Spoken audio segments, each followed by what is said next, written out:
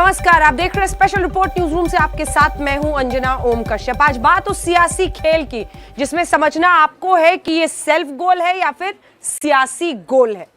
जानते हैं, किसी भी नेता के लिए उसकी विचारधारा को लोगों तक ले जाने के लिए उसके बयान बहुत महत्वपूर्ण होते हैं, और ऐसे में यह भी देखना जरूरी है कि उसकी अभिव्यक्ति, उसके बोलने के तरीके से ही लोग समझते हैं कि आखिर नेता की सोच है क्या। अब राहुल गांधी देखिए पहुंचे वायनाड, उन्होंने जिस तरह का बयान वहां पर दिया है उत्तर दक्षिण को लेकर, ये बवाल मच गया है। बीजेपी हमलावर है, लेकिन अब तो कांग्रेस पार्टी के ही वरिष्ठ नेता कपिल सिब्बल ने भी उन्हें नसीहत दे डाली है बिना नाम लिए। आज हम आपको दिखाते हैं कि ये पूरा मामला किस तरह से आगे बढ़ रहा है। ये क्या वाकई सियासी गोल है, सेल्फ गोल, या फिर सियासी गोल। For the first 15 years, I was a member of parliament in the north. So I had got used to a different type of politics. आज सियासत के उस खेल और खिलाड़ियों की बात करेंगे जिसमें शॉट के टारगेट को अलग अलग चश्मे से देखा जा रहा है, बयानों की अपने अपने हिसाब से व्याख्या की जा रही है। For me, coming to Kerala was very refreshing. Political पार्टियां अपनी विचारधारा और एजेंडे के हिसाब से अटैक और डिफेंस करने में जुटी हुई। बंधु, मैंने मास्क नहीं पहना पर मेरे पास गमछा है। भाई, मुझे मास्क से ज्यादा सफोकेशन होता है। जनसंख्या नियंत्रण कानून संपूर्ण देश में लागू होना चाहिए। ये अल्पसंख्यक जिनको कहा जाता है, मुस्लिम समाज के लोग हैं जो धार्मिक आधार पर भारत का विभाजन कराए थे, वो लोग हैं। आज आपको ये समझना है कि राहुल गांधी ने उत्तर भारत और दक्षिण भारत से चुने जाने के व्यक्तिगत अनुभव का शॉट मारा। अब सवाल उठ रहा है कि शॉट के टारगेट पर दक्षिण भारत का वोट बैंक है या फिर टारगेट पर है अमेठी में स्मृति ईरानी के हाथों 2019 में चुनावी हार। यह सच है कि राहुल गांधी ने शॉट मारा, लेकिन इसके पीछे का असल टारगेट क्या है? उस टारगेट को हिट करने के बाद सियासी स्कोर कार्ड क्या है?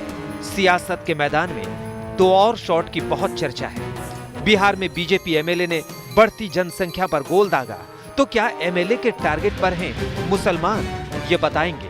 वहीं मध्य प्रदेश के एक मंत्री ने प्रधानमंत्री नरेंद्र मोदी के 2 गज दूरी और मास्क जरूरी की अपील को चुनौती दे डाली। क्या मंत्री ने सेल्फ गोल कर दिया? आज हम टारगेट का स्कोर कार्ड आपको समझाएंगे। क्या राजनीति में फूट डालो की मिलावट राहुल गांधी का सियासी दाव या सेल्फ गोल? जनसंख्या के पीछे धर्म खोजने वाले कौन? जनसंख्या नियंत्रण कानून संपूर्ण देश में लागू होना चाहिए। ये अल्पसंख्यक जिनको कहा जाता है, मुस्लिम समाज के लोग हैं जो धार्मिक आधार पर भारत का विभाजन कराए थे, वो लोग हैं। उन लोगों को पहले धर्म है तब राष्ट्र, राष्ट्रवाद की परिकल्पना है। मास्क प्रूफ मंत्री की वैदिक कथा का सच। मैं वैदिक जीवन पद्धति अपनाती हूँ। सूर्योदय सूर्यास्त के वक्त अग्निहोत्र करती हूँ। सस्वर दुर्गा सप्तशती और हनुमान चालीसा का पाठ करती हूँ। शंख का नाद करती हूँ। बंधु, मैंने मास्क नहीं पहना पर मेरे पास गमछा है। सियासत में सेल्फ गोल का स्कोर कार्ड। पॉलिटिकल मैच्योरिटी है या फिर पॉलिटिकल एजेंडा ये राहुल गांधी का, ये समझने के लिए अगली रिपोर्ट भी देखिए, क्योंकि आप धीरे धीरे समझेंगे कि कैसे राहुल गांधी की सियासत में strike rate versus score card मामला किधर पर जाता हुआ है। एक तरफ देखिए 15 साल उत्तर भारत में उनकी राजनीति बनाम 2 साल दक्षिण भारत के वायनाड में उनकी राजनीति। अब सवाल यही उठता है कि क्या शॉर्ट टर्म लाभ के लिए, क्योंकि स्ट्राइक रेट तो आप इसी बात से समझ गए होंगे कि पूरी की पूरी बीजेपी कायनात भारतीय जनता पार्टी की टूट पड़ी है राहुल गांधी पर, लेकिन दूसरी तरफ क्या शॉर्ट टर्म लाभ के लिए long term score card Rahul Gandhi ने चौपट कर लिया है। आज सियासत में एक पार्टी के 2 चेहरों और 2 अलग अलग विचारों के जरिए कांग्रेस के पूर्व अध्यक्ष और वायनाड से सांसद राहुल गांधी के त्रिवेंद्रम में दिए बयान पर सियासी विवाद को समझिए। प्रियंका गांधी उत्तर प्रदेश में कांग्रेस की खोई जमीन तैयार कर रही हैं। यूपी के हर बूथ पर कांग्रेस को मजबूत करना चाहती है। उत्तर प्रदेश के बड़े मुद्दों पर मोदी और योगी सरकार पर हमलावर है। वहीं राहुल गांधी दक्षिण को उत्तर से बेहतर होने का सर्टिफिकेट देते हैं। दक्षिण में गुड और उत्तर में बैड अनुभव शेयर करते हैं। वायनाड और अमेठी की उत्तर दक्षिण में तुलना करते हैं। प्रियंका गांधी जिस उत्तर भारत में परिश्रम कर रही हैं, कांग्रेस की खोई साख लौटाने के लिए पसीना बहा रही हैं, उसी उत्तर भारत को लेकर राहुल गांधी ने अपने अनुभव के आधार पर व्याख्या की तो सियासी तूफान आ गया। बहुत गौर से सुनिए राहुल गांधी ने त्रिवेंद्रम में क्या कहा। For the first 15 years, I was a member of parliament in the north. So I had got used to a different type of politics. And for me, coming to Kerala was very refreshing because suddenly I found that people are interested in issues and not just superficially, but going into detail in issues. And recently I was talking to some students in the United States and I said, I really enjoy going to Kerala and I really love going to Wayanad.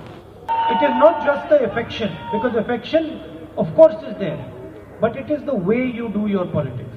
If I might say so, the intelligence with which you do your politics. So for me it has been a learning experience and a pleasure. तो क्या राहुल गांधी ने self goal कर दिया या फिर ये तमिलनाडु और केरल में होने वाले विधानसभा चुनाव में वोटरों को साधने की कोशिश है? उत्तर भारत में आंदोलन कर रहे किसानों की महापंचायतों में प्रियंका गांधी हाजिरी लगा रही हैं। उसी उत्तर भारत के सियासी संस्कारों पर, लोकतंत्र की समझ पर प्रश्न चिन्ह लगाने के आरोप बीजेपी ने राहुल गांधी पर लगाए। राहुल गांधी को चुनावी अखाड़े में हराने वाली स्मृति ईरानी ने तूफानी हमला बोला, पहले सोशल मीडिया पर, फिर मीडिया के कैमरों पर। सबसे पहले सुनिए ट्वीट पर स्मृति ईरानी ने क्या लिखा। एहसान फरामोश, इनके बारे में तो दुनिया कहती है थोथा चना बाजे घना।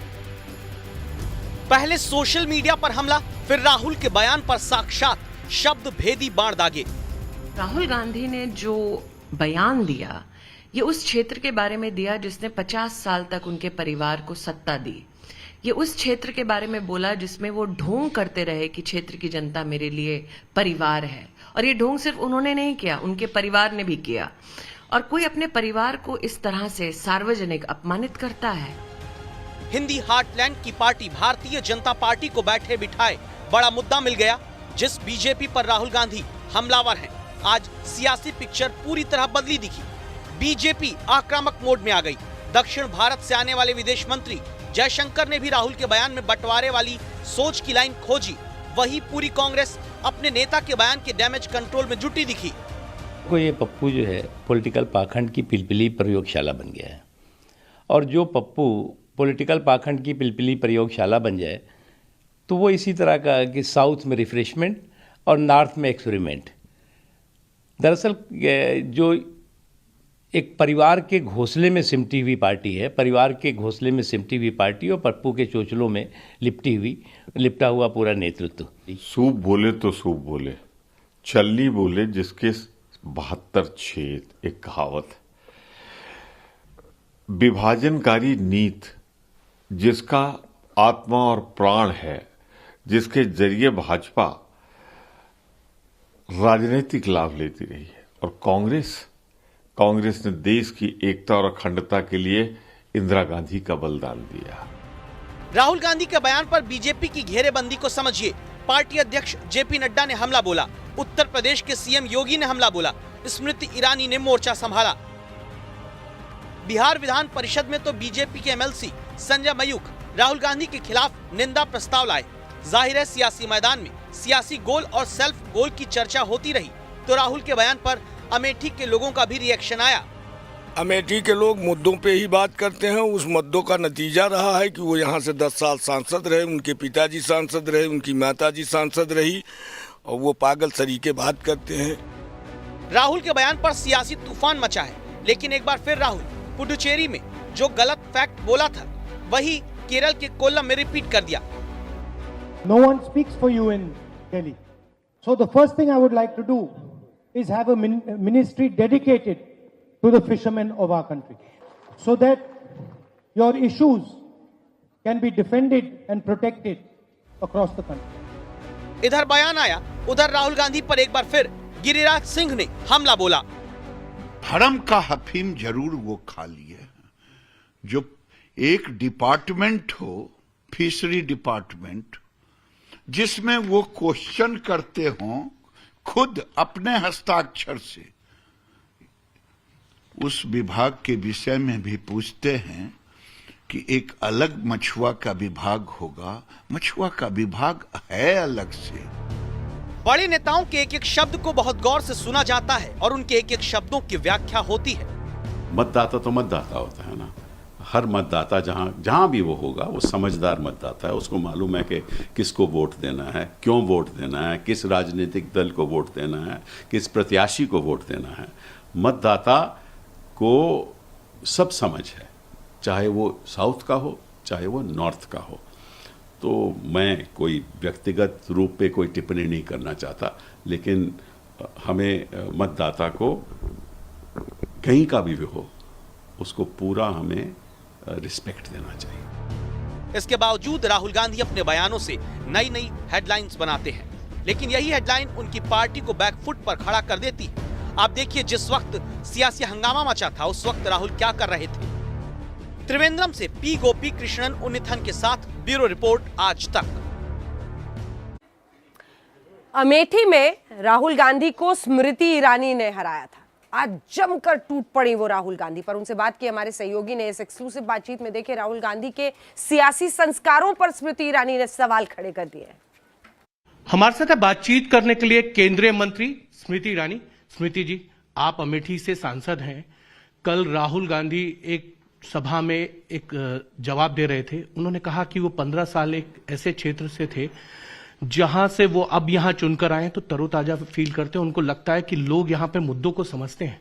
वो बात अमेठी की कर रहे थे क्योंकि 15 साल वो वहीं से सांसद रहे। देखिए, राजनीति में हार और जीत राजनीतिक जीवन का एक अभिन्न अंग है। अमेठी से मैं भी चुनाव हारी थी साल 2014 में। मैं चांदनी चौक से भी साल 2004 में चुनाव हारी थी। गुजरात से 2 बार सांसद रही, लेकिन कभी भी मैंने गुजरात में या महाराष्ट्र में, जहां से मेरी राजनीतिक जीवन की शुरुआत हुई, कभी भी उस जनता को नहीं कोसा जिस जनता ने मुझे हराया। क्योंकि हार जीत, जैसे कि मैंने कहा, राजनीतिक जीवन का एक अभिन्न अंग है। लेकिन राहुल गांधी ने जो बयान दिया, ये उस क्षेत्र के बारे में दिया जिसने 50 साल तक उनके परिवार को सत्ता दी। ये उस क्षेत्र के बारे में बोला जिसमें वो ढोंग करते रहे कि क्षेत्र की जनता मेरे लिए परिवार है। और ये ढोंग सिर्फ उन्होंने नहीं किया, उनके परिवार ने भी किया। और कोई अपने परिवार को इस तरह से सार्वजनिक अपमानित करता है? राहुल गांधी ने ये कहा कि 15 साल जहां से वो सांसद रहे वहां के लोग खोखले हैं। राहुल गांधी ने कहा कि जहां से वो सांसद हैं, 15 साल तक जहां से उनका अनुभव रहा संसदीय, वहां के लोग उतने बुद्धिमान नहीं हैं जितने राहुल गांधी हैं। मुझे लगता है इस प्रकार की घृणा और नफरत को अपने आप में हार के 1.5 साल बाद भी पालना इस बात का संकेत है कि वो किस प्रकार के व्यक्ति हैं, जो किस प्रकार की रंजिश रखते हैं, जो किस प्रकार का द्वेष रखते हैं। वो संसदीय क्षेत्र जिसने 50 साल उनके परिवार को आशीर्वाद दिया, उस संसदीय क्षेत्र का अपमान करके वो अपने आप को गौरवान्वित महसूस करते हैं। मुझे लगता है इससे ज्यादा तुच्छ राजनीति हाल फिलहाल में किसी ने देखी नहीं होगी। राहुल गांधी के बयान में सियासी गोल है। अगर उनके बयान को आपको समझना है, उसकी टाइमिंग को समझना है, तो 2019 के नतीजों से अगर आप उसको जोड़ेंगे तो पूरी पिक्चर क्लियर हो जाएगी। 2019 में, अभी तो केरल और तमिलनाडु में चुनाव है, 2019 में इसी दक्षिण भारत ने बचाया था कांग्रेस को। केरल में राहुल गांधी के बयान के पीछे 3 बड़े फैक्टर को जाने बिना आप ये समझ नहीं सकते कि राहुल गांधी ने सेल्फ गोल किया या फिर बड़ा सियासी गोल। फैक्टर नंबर 1, दक्षिण भारत में कांग्रेस ज्यादा मजबूत। फैक्टर नंबर 2, उत्तर भारत से हारे, दक्षिण भारत से जीते। फैक्टर नंबर 3, केरल और तमिलनाडु में विधानसभा चुनाव। राहुल गांधी ने 2004, 2009 और 2014 में अमेठी से चुनाव जीता, लेकिन 2019 में अमेठी में स्मृति ईरानी से हार गए। आज आपको राहुल गांधी का बयान समझने के लिए चुनावी परिणामों को देखना होगा। 2019 आम चुनाव में 542 लोकसभा सीट में से कांग्रेस सिर्फ 52 सीट जीती। यूपी की 80 सीट में से कांग्रेस सिर्फ 1 सीट जीती, वो भी रायबरेली में सोनिया गांधी। बिहार की 40 सीट में से कांग्रेस के खाते में 1 सीट आई। दिल्ली की 7 लोकसभा सीट कांग्रेस का खाता नहीं खुला। हरियाणा की 10 सीट में कांग्रेस 0 पर सिमट गई। हिमाचल की 4 सीट कांग्रेस का स्कोर 0 रहा। जम्मू कश्मीर की 6 सीट कांग्रेस 1 भी सीट नहीं जीती। मध्य प्रदेश की 29 सीट में कांग्रेस सिर्फ 1 सीट जीती। राजस्थान की 25 सीटों में कांग्रेस 0 पर है। उत्तराखंड की 5 सीटों में खाता नहीं खुला। सिर्फ पंजाब की 13 सीट में से कांग्रेस 8 जीत सकी, यानी उत्तर भारत में सिर्फ पंजाब। यहाँ एक बड़ी बात है कि कांग्रेस का परफॉर्मेंस दक्षिण भारत में अच्छा रहा। राहुल वायनाड से लड़े, उसका असर सीटों में देखा। केरल की 20 सीट में से 15 सीट कांग्रेस ने जीती। तमिलनाडु की 39 में से कांग्रेस ने 8 जीती। तमिलनाडु में मोदी लहर पर यूपीए भारी रहा। अब एक बार फिर 2021 में राज्यों में विधानसभा चुनाव है और कांग्रेस को दक्षिण भारत से बड़ी उम्मीद है, यानी केरल और तमिलनाडु में। यही वजह है कि राहुल ने सियासी दांव खेला और दक्षिण भारत में कांग्रेस को लाभ पहुंचाने के लिए बयान दिया। अब इसी लाइन पर कांग्रेस राहुल को डिफेंड कर रही है। Look, every politician, when he goes to a particular state, tends to make a specific remark to the voters of that state. We see this, for example, with Mr. Modi going to Assam and talking about tea. So obviously, when Rahul Gandhi comes to Kerala, he will appreciate Kerala voters. When he goes to Gujarat, he may appreciate the people of Gujarat. How does it matter? Gandhi परिवार हमेशा उत्तर भारत से संसद में पहुंचता रहा है। जवाहरलाल नेहरू से लेकर राहुल गांधी तक, यानी सियासत की 4 पीढ़ियों का गढ़ उत्तर भारत रहा। लेकिन सियासी मजबूरी है कि राहुल गांधी को दक्षिण भारत में अपना भविष्य नजर आ रहा है। ब्यूरो रिपोर्ट, आज तक। बीजेपी राहुल गांधी पर हमलावर है, कह रही है कि उन्होंने उत्तर भारतीयों का अपमान कर दिया है। लेकिन सवाल तो यह है कि क्या बिहार और मध्य प्रदेश में अपने नेताओं के सियासी संस्कार पर चुप्पी तोड़ेगी बीजेपी? राहुल गांधी पर बीजेपी एग्रेसिव है, लेकिन अब बिहार में बीजेपी के एमएलए हरिभूषण ठाकुर का बयान सेल्फ गोल है या फिर बयान के पीछे सियासी दाव है, इसे समझिए। जनसंख्या नियंत्रण कानून संपूर्ण देश में लागू होना चाहिए।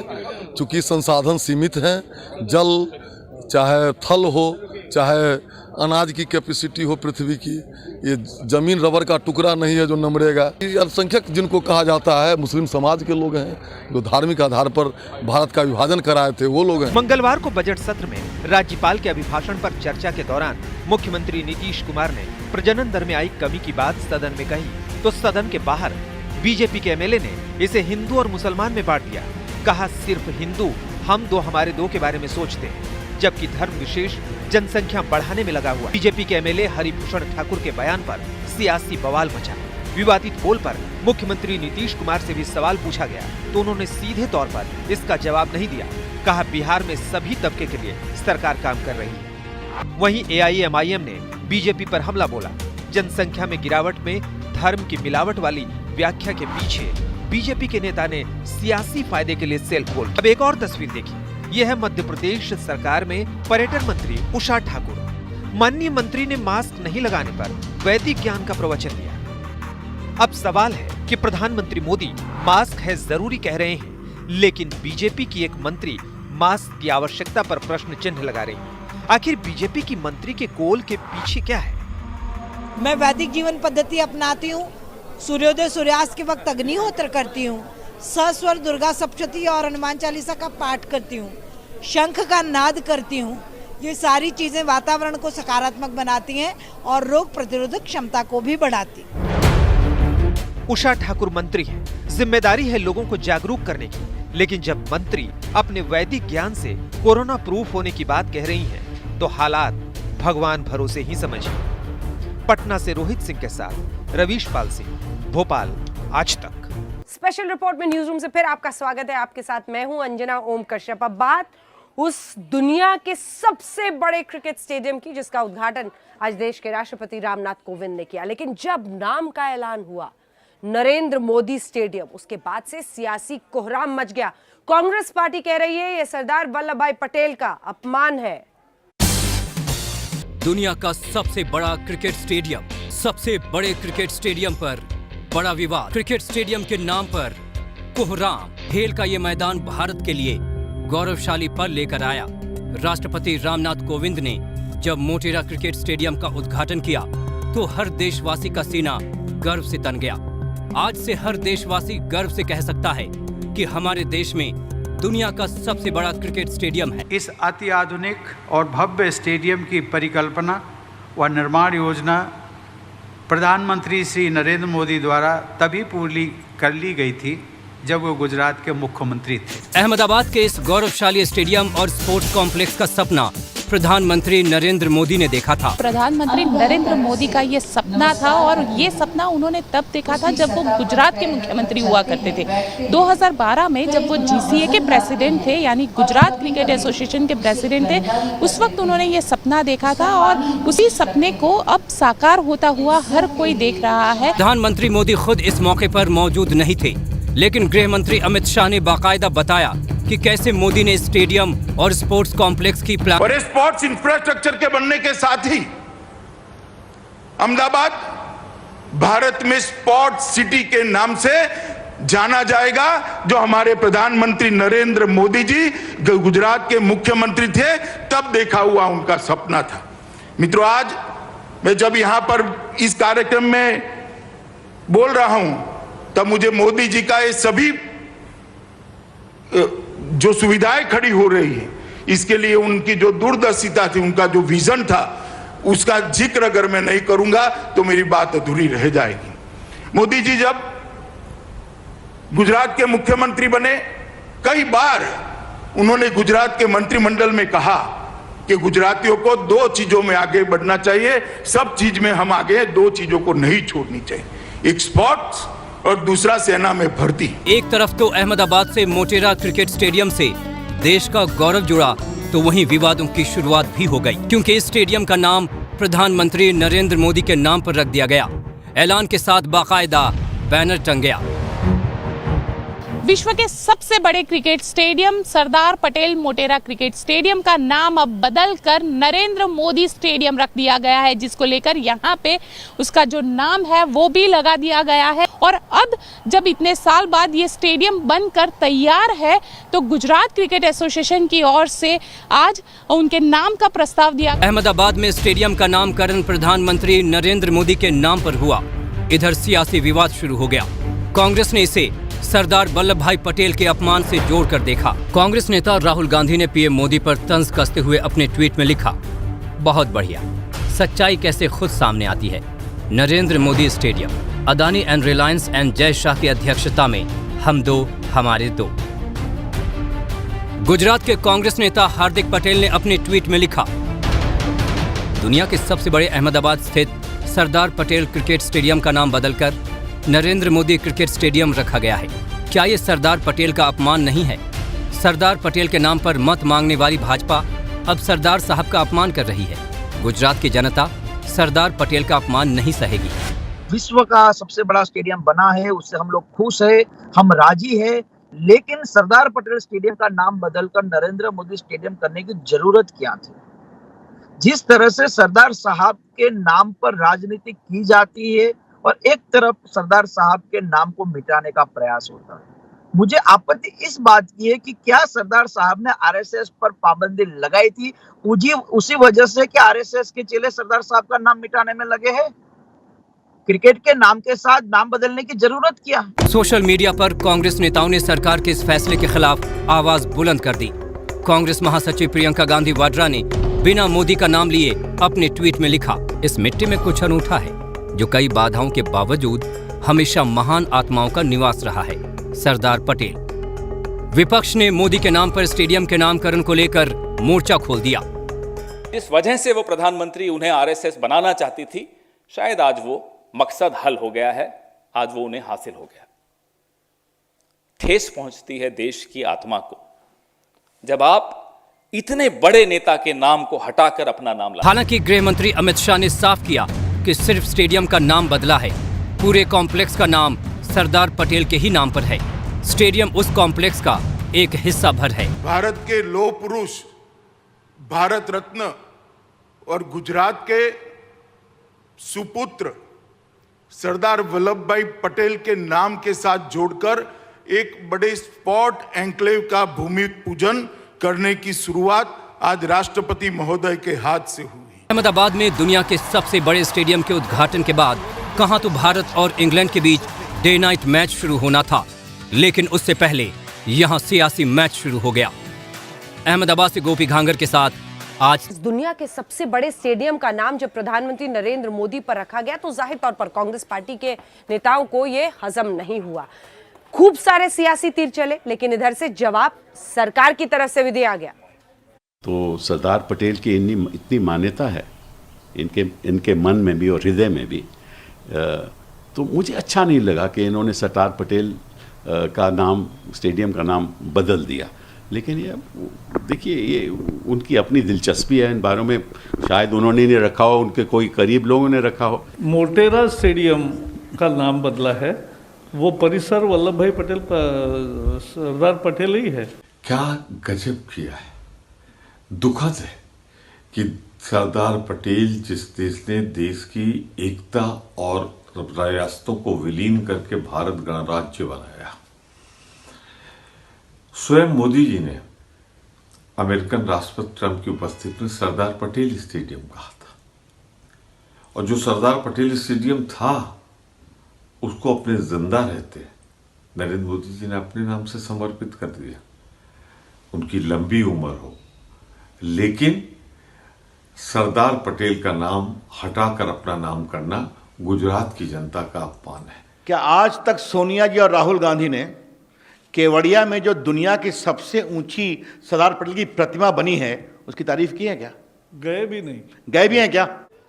ये सब तो खैर सियासत है, सियासत चलती रहेगी। जरा आपको मोटेरा स्टेडियम के बारे में तो बताएं, जो अब नरेंद्र मोदी स्टेडियम हो चुका है। क्या है इसकी खासियत, कैसे ये बन गया है दुनिया का सबसे बड़ा स्टेडियम? तो सबसे पहले हम शुरुआत करते हैं, आपको बताते हैं सबसे बड़ा ये क्रिकेट स्टेडियम जो दुनिया का है उसकी खासियत आखिर क्या है। 1,10,000 दर्शक एक साथ बैठकर, दूसरे नंबर पर अब जो स्टेडियम मेलबर्न था वो अब दूसरे नंबर का हो गया, जो पहले नंबर 1 का था। 1 लाख लोग उसमें बैठ सकते हैं। पहले 49,000, मतलब आधे से भी कम लोग सिर्फ बैठकर देख सकते थे।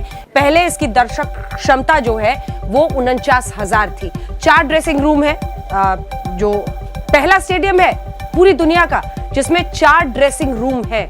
इसी के साथ 3 प्रैक्टिस ग्राउंड्स भी स्टेडियम में है। आप सोचिए क्रिकेटर्स के लिए कितना फायदा। इंडोर आउटडोर प्रैक्टिस की सुविधा है, दोनों ही तरह के प्रैक्टिस की सुविधा है। 63 एकड़ में ये स्टेडियम बना हुआ है। 63 एकड़ में ये पूरा स्टेडियम बना हुआ है। 76 कॉर्पोरेट बॉक्स है, मतलब इनके जरिए किस तरह से कमाई आगे बढ़ेगी आप समझ रहे होंगे। खास तरह की LED लाइट्स का इस्तेमाल किया गया है जिसकी वजह से रोशनी का पूरा ख्याल है। 30 मिनट में बारिश का पानी बाहर हो जाएगा। अगर बारिश होती भी है तो 30 मिनट के अंदर उसकी निकासी के लिए तमाम इंतजाम किए गए हैं। ड्रेसिंग रूम में जिम है, फिजियोथेरेपी के इंतजाम है। किसी क्रिकेटर को अगर कहीं चोट लगती है तो फिजियोथेरेपी का भी इंतजाम है। 5 साल में बनकर तैयार हुआ है ये नरेंद्र मोदी स्टेडियम, और स्टेडियम की तमाम खासियतें हमने आपको बता दी हैं। स्टेडियम बनाने में लगभग 800 करोड़ रुपए खर्च हुए। 800 करोड़ रुपए खर्च हुए। अब तक दुनिया के सबसे बड़े स्टेडियम का तमगा मेलबर्न स्टेडियम को था। लगभग 1 लाख लोग वहां बैठकर क्रिकेट देख सकते हैं। दूसरे नंबर पर ईडन गार्डन, जहां पर लगभग 69,000 लोग एक साथ बैठ सकते हैं। लेकिन अब नरेंद्र मोदी स्टेडियम ने सबको पीछे छोड़ दिया है। 1,10,000 लोग एक साथ बैठ सकते हैं, तभी विश्व का सबसे बड़ा स्टेडियम अब नरेंद्र मोदी स्टेडियम है। जहां सुनील गावस्कर ने पूरे किए 10,000 रन, जहां कपिल देव ने तोड़ा रिचर्ड हेडली के विकेटों का रिकॉर्ड, जहां मास्टर ब्लास्टर सचिन ने वनडे में पूरे किए 18,000 रन। भारतीय क्रिकेट के दर्शकों के इतिहास के साक्षी मोटेरा स्टेडियम का रूप बदल गया, रंग बदल गया और यहाँ तक कि नाम भी बदल गया। स्टेडियम में दुनिया की आधुनिकतम तकनीक का इस्तेमाल किया गया है। दर्शकों के बैठने की जगह पर एक भी पिलर नहीं है। सेंटर में 1-2 नहीं, पूरी 11 पिचें हैं। दुधिया रोशनी के लिए आधुनिकतम LED लाइट्स लगी हैं। के सबसे बड़े cricket stadium Sardar Patel Motera cricket stadium का नाम अब बदलकर नरेंद्र मोदी स्टेडियम रख दिया गया है, जिसको लेकर यहाँ पे उसका जो नाम है वो भी लगा दिया गया है। सरदार वल्लभ भाई पटेल स्पोर्ट्स एन्क्लेव के तहत ये नरेंद्र मोदी स्टेडियम आएगा और ये जो नाम की घोषणा है ये गुजरात क्रिकेट एसोसिएशन की ओर से की गई है। यही नहीं, अब यहाँ सिर्फ स्टेडियम ही नहीं होगा, पूरा स्पोर्ट्स कॉम्प्लेक्स भी होगा। राष्ट्रपति रामनाथ कोविंद ने यहाँ आज सरदार पटेल स्पोर्ट्स कॉम्प्लेक्स की आधारशिला रखी। ये स्पोर्ट्स कॉम्प्लेक्स 233 एकड़ में फैला होगा। इसके साथ ही 15,000 दर्शक क्षमता वाले ध्यानचंद स्टेडियम का भूमि पूजन हुआ। स्पोर्ट्स कॉम्प्लेक्स में 50,000 की क्षमता वाला एक फुटबॉल स्टेडियम भी बनेगा। स्पोर्ट्स कॉम्प्लेक्स जो बनेगा, जिसका ये विशाल स्टेडियम भी एक हिस्सा होगा, इस स्पोर्ट्स कॉम्प्लेक्स में विश्व स्तरीय सभी खेलों की व्यवस्था यहां पर होगी और देश और दुनिया के सभी खेलों के सभी खिलाड़ियों को ट्रेनिंग की भी व्यवस्था पर यहां पर होगी, उनके कोचिज को रहने की भी व्यवस्था होगी। 1983 में अहमदाबाद में सरदार वल्लभ भाई पटेल स्टेडियम का निर्माण हुआ था। 2016 में इसे तोड़कर फिर से बनाया गया। 5 साल में ये आधुनिकतम स्टेडियम बनकर तैयार हो गया। अब मुझे लगता है कि गुजरात स्टेट कुछ बड़ा करने वाला है, चाहे वो एशियन गेम्स हो या कॉमनवेल्थ गेम हो या ओलंपिक्स गेम हो। मुझे लगता है कि उसको लक्ष्य में उसको देखते हुए मुझे लगता है कि ये लोग कुछ बड़ा इवेंट लेने की कोशिश भी करेंगे ताकि पिछले 5-10 साल से अगर आप देखोगे तो गुजरात का स्पोर्ट्स बहुत ऊपर आ गया है। मेलबर्न और ईडन गार्डन को पीछे छोड़ते हुए सबसे ज्यादा दर्शक क्षमता वाले नरेंद्र मोदी स्टेडियम में दुधिया रोशनी के बीच आज भारत और इंग्लैंड के बीच तीसरा टेस्ट मैच शुरू हो गया। गोपी घांगर, अहमदाबाद, आज तक। इसी के साथ स्पेशल रिपोर्ट में इतना ही। देश दुनिया की बाकी खबरों के लिए आप देखते रहिए आज तक। नमस्कार, मैं हूं अंजना ओम कश्यप। हमें उम्मीद है ये वीडियो आपको पसंद आया होगा। लेटेस्ट खबरों के लिए यूं ही देखते रहिए आज तक और इस वीडियो के पसंद आने पर लाइक, शेयर एंड सब्सक्राइब करना ना भूलें।